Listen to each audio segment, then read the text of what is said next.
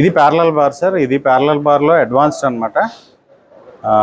ఇది వచ్చేసి పేషెంట్ సెంటర్లో నుంచోబెడతాం. పేషెంట్ 4 సైడ్స్ సపోర్ట్ ఉంటుంది.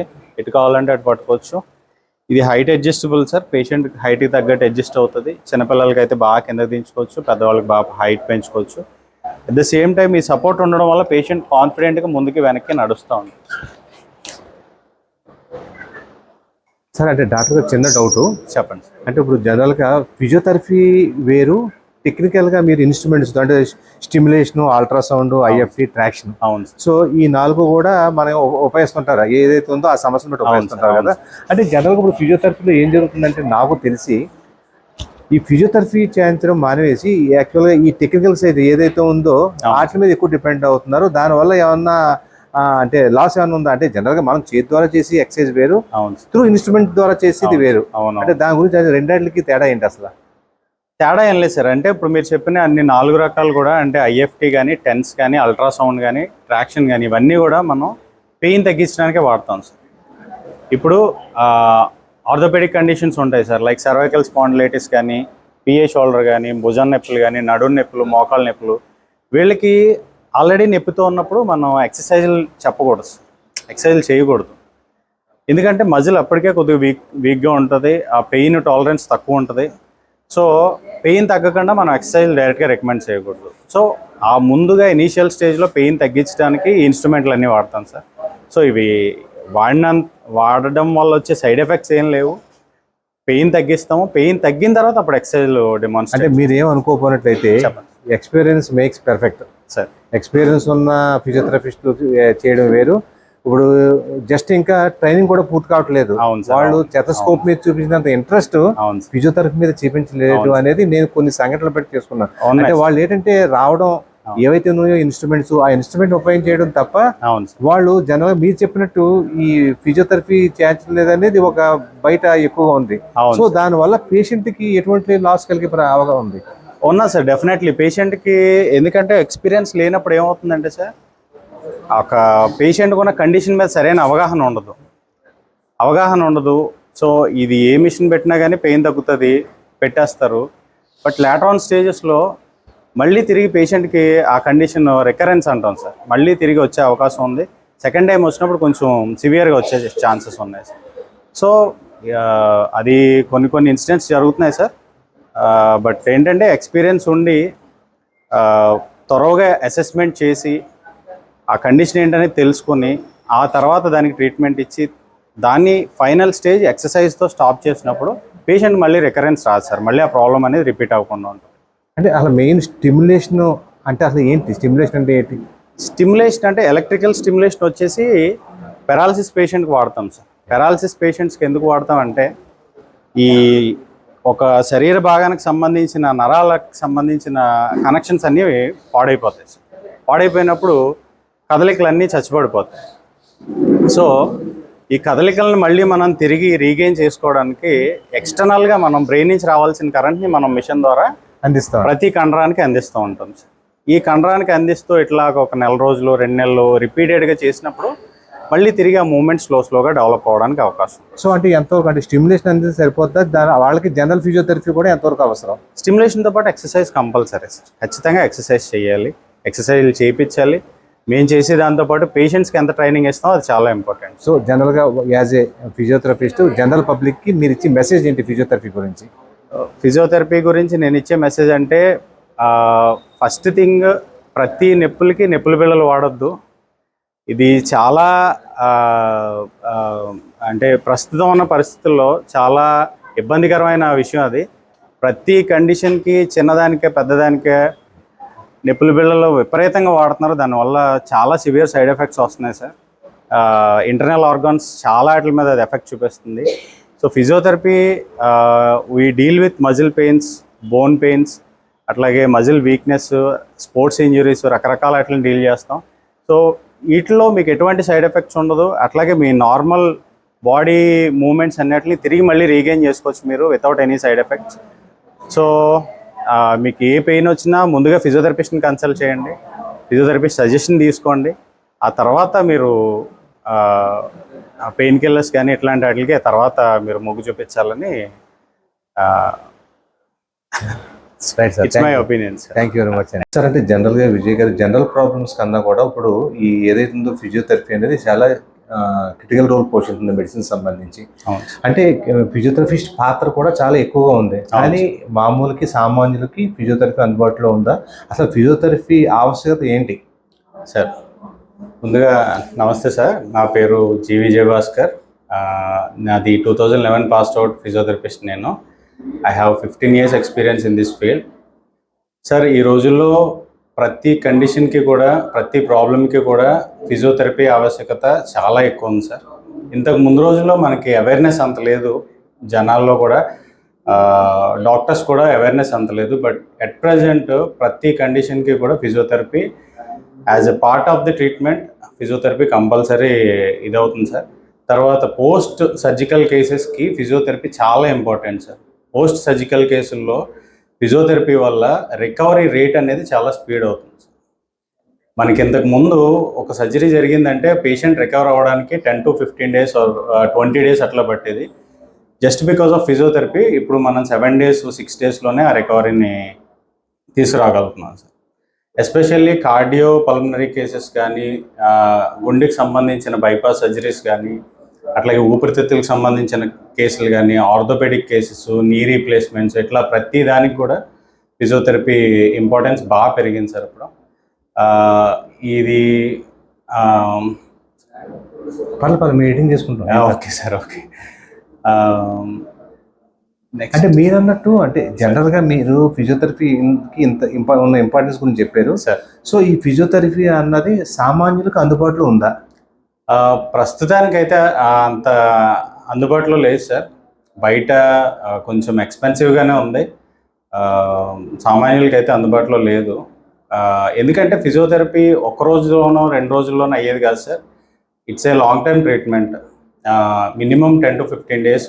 ఆర్థోపెడిక్ కేసెస్కి అయితే 10 to 15 days పడుతుంది. న్యూరలాజికల్ కేసెస్కి అయితే కనుక it will take months sir, 2 to 3 months. కొన్ని కేసెస్ 6 months పట్టవచ్చు. బట్ అన్నాళ్ళు అంత ఎక్స్పెన్సెస్ భరించి చేసుకునే ఇదిలో అట్ ప్రజెంట్ బయట పబ్లిక్ కూడా ఇబ్బంది పడుతున్నారు.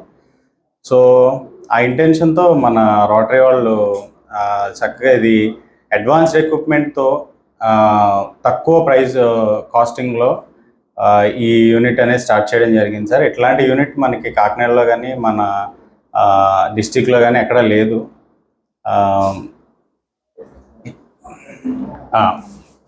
చూపిస్తాను సార్, నేను ఐ విల్ ఎక్స్ప్లెయిన్. ఓకే.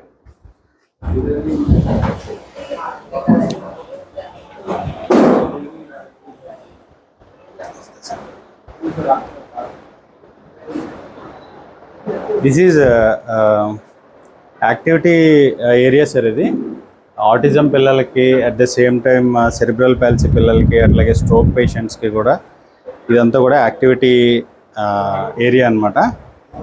ఇది ఫైన్ మోటార్ స్కిల్స్ అంటే చిన్న చిన్న పనులు ఫింగర్స్తో కానీ వేళ్ళతో చేసే చిన్న చిన్న పనులు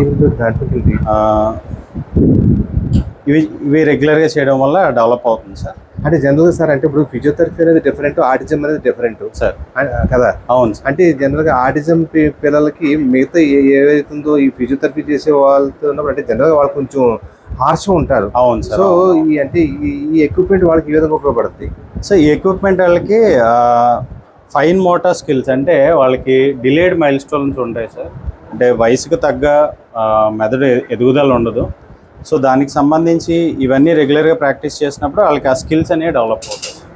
సో ఫిజియోథెరపీలో మేము వచ్చేసి ఆటిజం పిల్లలకి కానీ, సెరిబ్రల్ పాల్సీ పిల్లలకి కానీ వాళ్ళ ఫిజికల్ ప్రాబ్లమ్స్ అన్నీ తగ్గించడానికి, అంటే లైక్ టైట్నెస్, కొంతమంది పిల్లలకి సివియర్ టైట్నెస్ ఉంటుంది, చేతులు గట్టిగా బిగపెట్టేసుకుని ఉంటారు, బాడీ అంతా టైట్గా బిగపెట్టేసుకుని ఉంటారు, పొజిషన్ సరిగ్గా నుంచోలేరు కొంతమంది పిల్లలు. ఇట్లాంటి పిల్లలకి మేము ఫిజికల్గా వాళ్ళని కరెక్ట్ చేస్తాం.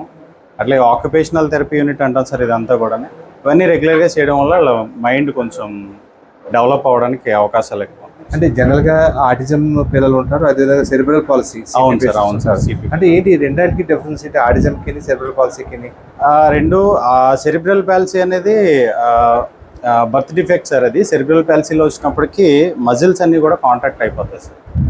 ఫిజికల్గా వాళ్ళు నిలబడలేరు. ఆటిజం వచ్చినప్పటికీ మెంటల్గా డెవలప్మెంట్ తక్కువ ఉంటుంది సార్.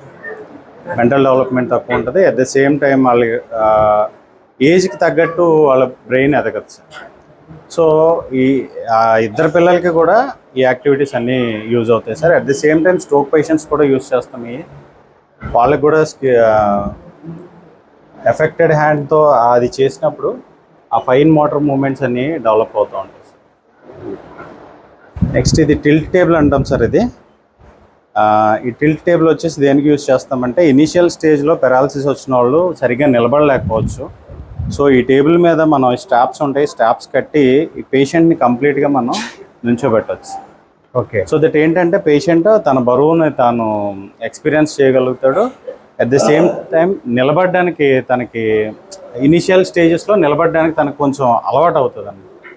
సో అంటే జనరల్గా రికవరీ రేట్ ఎలా ఉంటుందండి? అంటే జనరల్గా ఎక్విప్మెంట్ అంటే లేటెస్ట్ ఎక్విప్మెంట్ కదా, రికవరీ రేట్ ఫాస్ట్గా ఉంటుంది సార్. ఎక్విప్మెంట్ మీద బేస్ అయి ఉంటుంది sir. At the same time skill మీద కూడా బేస్ అయి ఉంటుంది. రికవరీ రేట్ మనకి ఎంత ఎక్విప్మెంట్ ఉన్నప్పుడు పేషెంట్కి ఒకదాని తర్వాత ఒకటి ఎంగేజ్ అవుతూ ఉంటారు సార్. ఒకదాని తర్వాత ఒకటి ఎంగేజ్ అవుతూ ఉంటారు. సో ఎక్కువ టైం వాళ్ళు ఫిజియోథెరపీలో స్పెండ్ చేయడానికి ఉంటుంది సార్. ఇది వచ్చేసి స్టాటిక్ సైక్లింగ్ అంటాం సార్.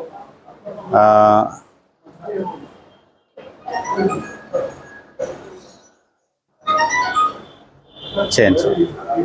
ఇది స్టాటిక్ సైక్లింగ్ సార్. స్ట్రోక్ పేషెంట్స్కి కానీ అట్లాగే మోకాళ్ళ నొప్పులు ఉన్న పేషెంట్స్కి జనరల్ ఫిట్నెస్ కోసం కూడా ఈ సైకిల్ మేము యూజ్ చేస్తాం. అంటే జనరల్గా మెయిన్ పర్పస్ ఏంటి సార్? ఇది మెయిన్ పర్పస్ వచ్చేసి స్ట్రోక్ పేషెంట్స్కే సార్. దీని పర్పస్ ఏంటంటే ఈ లెగ్ మూమెంట్, నీ మూమెంట్, అంటే సైక్లింగ్ రెగ్యులర్ సైక్లింగ్ వల్ల లెగ్ మూమెంట్, నీ మూమెంట్ ఇంప్రూవ్ అవుతుంది సార్. అట్లాగే ఆస్టియోఆర్థరైటిస్ అంటే మన కీళ్ళ అరుగుదల ఉన్న వాళ్ళు ఎక్కువ దూరం నడవడానికి అవకాశం ఉండదు సార్. సో అట్లాంటి పేషెంట్స్కి సైక్లింగ్ చాలా రికమెండబుల్ అనమాట. నెక్స్ట్ ఇది వచ్చేసి స్టాండింగ్ యూనిట్ సార్. ఇది పేషెంట్స్ ఇనీషియల్ స్టేజెస్లో సరిగ్గా నిలబడలేకపోవచ్చు. పెరాలసిస్ వచ్చిన పేషెంట్లు స్టార్టింగ్ స్టేజ్లో సరిగ్గా నిలబడలేకపోవచ్చు. వాళ్ళకి బెల్ట్స్ అట్లాగే వెయిట్స్ ఇవన్నీ పెట్టి పేషెంట్ని ఒక పొజిషన్లో స్ట్రైట్ పొజిషన్లో నుంచోబెట్టి సిటప్స్ చేపిస్తాం. సిటప్స్ చేపిస్తాం, ఇట్లా పట్టుకొని సిటప్స్ చేపిస్తాం. సో దట్ ఇనీషియల్గా నుంచోబెట్టడం అలవాటు చేస్తాం సార్. తర్వాత సైక్లింగ్ తొక్కడం అలవాటు చేస్తాం. తర్వాత తన కాళ్ళ మీద తను లేచి కూర్చోవడం, లేవడం, అంటే step by step. Okay. So ఇది అయిన తర్వాత ఇది వచ్చేసి క్వాడ్రిసెప్స్ టేబుల్ అంటాం సార్. ఇది కూడా సేమ్ మోకాళ్ళ నొప్పుల పేషెంట్స్కి అట్లాగే పెరాలసిస్ పేషెంట్స్కి ఇద్దరికీ వాడతాం. ఇది మన లెగ్ స్ట్రెంగ్త్ని ఇంప్రూవ్ చేయడానికి సార్. లెగ్ స్ట్రెంగ్త్ని ఇంప్రూవ్ చేయడానికి బాగా యూజ్ అవుతుంది సార్. ఓకే. ఇప్పుడు సైక్లింగ్ చేశారు, ఇక్కడ వాళ్ళ బాడీ వెయిట్ని వాళ్ళే మోయగలిగారు. ఇప్పుడు ఇక్కడ మనం వెయిట్స్ పెంచుకోవచ్చు సార్. 2 kgs కానీ 3 kgs కానీ అట్లా వెయిట్స్ పెంచుతూ వాళ్ళ లెగ్స్లో స్ట్రెంగ్త్ని ఇంప్రూవ్ చేసుకుంటాం. ఇది quadriceps. This entirely shoulder unit sir. ఇది కంప్లీట్ షోల్డర్కి సంబంధించిన యూనిట్ అనమాట. సో ఇక్కడికి లెగ్స్ కంప్లీట్ అంటే షోల్డర్ స్ట్రెంగ్థనింగ్ కోసం సార్. జనరల్లీ మనకి డయాబెటీస్ ఉన్న పేషెంట్స్కి ఎక్కువ ఈ భుజాలు రెగ్యులర్గా పట్టేసే అవకాశం ఎక్కువ ఉంటుంది సార్. సో వాళ్ళకి ఈ షోల్డర్ యూనిట్ అంతా యూజ్ అవుతుంది sir. So this is forward and backward movement sir. And ఇది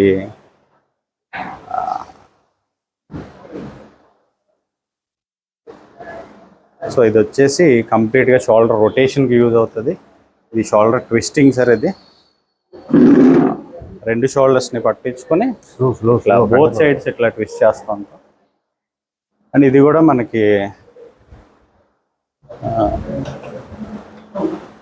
షోల్డర్ అండ్ ఎల్బో మూవ్మెంట్ రెండింటికి కూడా పని. సో మొత్తం ఈ ఎంటైర్ యూనిట్ అంతా కూడా అప్పర్ లిమ్స్కి అంటే మన షోల్డర్స్కి, ఎల్బోస్కి, రిస్ట్కి అన్నిటికి సంబంధించి ఎంటైర్ యూనిట్ సార్. సో ఇది ఆటోమేటిక్ అదే తిప్పుతూ ఉంటుంది. ఓకే. ఆఫ్ చేయరాదు. పెరాలసిస్ పేషెంట్స్కి యూజ్ చేస్తాం. ఇది ఏంటంటే అంటే జనరల్గా థ్రెడ్మిల్ అంటే మనం దాని సెట్టింగ్ని బట్టి మనం ఫాస్ట్ అయిపోతుంటుంది. అవును సార్. అంటే జనరల్గా ఫిజియోథెరపిస్ట్ దగ్గర నుండి చేస్తారు సార్. ఇది దగ్గర నుండి చేయించాలి సార్. మేము దగ్గర ఉండే చేపిస్తాము. అట్లాగే ఇది సేఫ్టీ బటన్ ఉంటుంది సార్. ఇది పేషెంట్కి ఇది పెట్టేస్తాం. ఇన్ కేస్ అది ఏమన్నా స్పీడ్ అయినా కానీ ఇమీడియట్గా ఆగిపోద్ది మిషన్. ఓకే. ఇది ఏంటంటే పేషెంట్ తన బరువు పారాప్లేజిక్ కేసెస్ ఉంటాయి sir. Like spinal cord injuries జరుగుతాయి, యాక్సిడెంట్లు అయ్యి 2 కాళ్ళు పనిచేయే వాళ్ళకి. వాళ్ళ కాళ్ళ మీద వాళ్ళు నిలబడలేరు. సో ఈ అన్వయింగ్ హార్నెస్ ఏం చేస్తుందంటే వాళ్ళ బాడీ వెయిట్ మొత్తం ఇది తీసుకుంటుంది. సో అప్పుడు మనం థ్రెడ్మిల్ మీదకి తీసుకొచ్చి వాళ్ళు రెగ్యులర్ వాకింగ్ ప్రాక్టీస్ చేపిస్తూ ఉంటాం అనమాట. ఓకే.